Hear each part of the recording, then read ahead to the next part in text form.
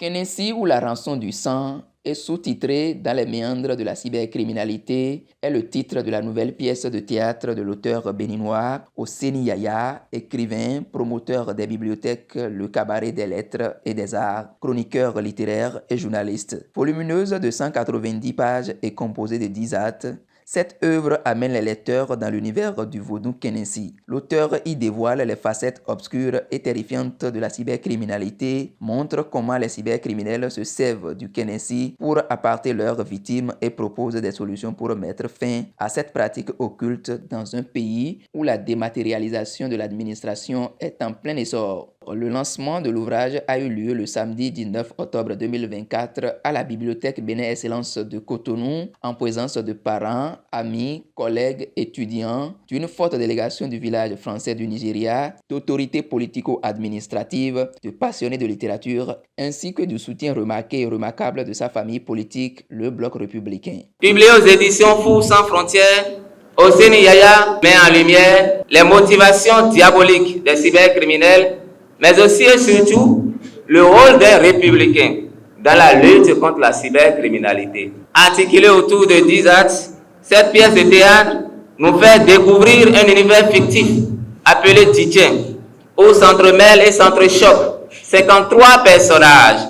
Sur le premier tableau, la scène s'ouvre sur les affres du vaudou Kenessi, qui avortent la vie, éventrent l'espoir à la petite semaine, sous le regard impuissant des populations qui ne savent plus à quel sein se vouer. Tout ceci à cause de la faiblesse du système éducatif qui ne forme qu'au bavardage et au chômage. Et le fou de la cité aura tôt fait de le comprendre à la page 28 de l'ouvrage. Je cite, « Notre système éducatif est une industrie super lourde qui fabrique des chômeurs. » À la fin, l'auteur rend justice aux parents de la petite Afiavi sauvagement assassinée. Toutefois, la grande préoccupation demeure. Comment faire pour ne pas se faire arnaquer à l'ère du numérique? Une époque où la dématérialisation évolue à grande vitesse. Le professeur Martial Teribus Zanou a dressé un état des lieux de l'existence du phénomène au Bénin autour du thème « Le droit pénal de la cybercriminalité à l'ère du numérique ».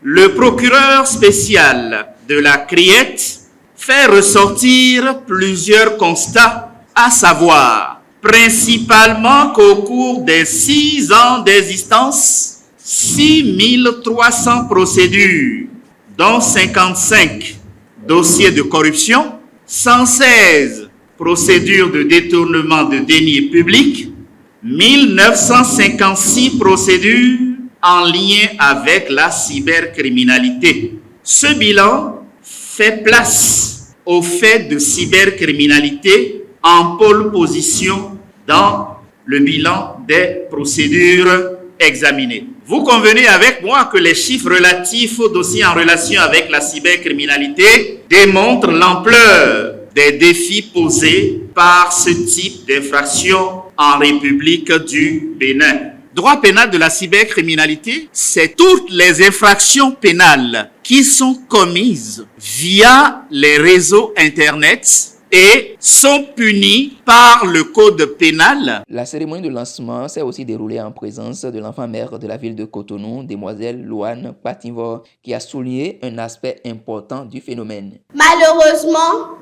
ces nouvelles technologies qui ont fait du monde un village planétaire semble avoir donné aussi naissance à des pratiques malsaines comme la cybercriminalité et toute autre forme d'attaque.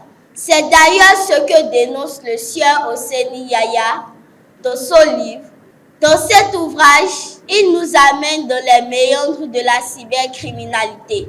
Ce phénomène qui sévit farouchement dans nos communautés ne se limite pas aux attaques informatiques. Il représente une menace permanente pour la sécurité des populations et impacte négativement les jeunes générations. Fier d'avoir réalisé cette œuvre remarquable, l'auteur a expliqué les dessous de cette créativité littéraire. Prunelle Assogba, qui a été assassiné en 2020.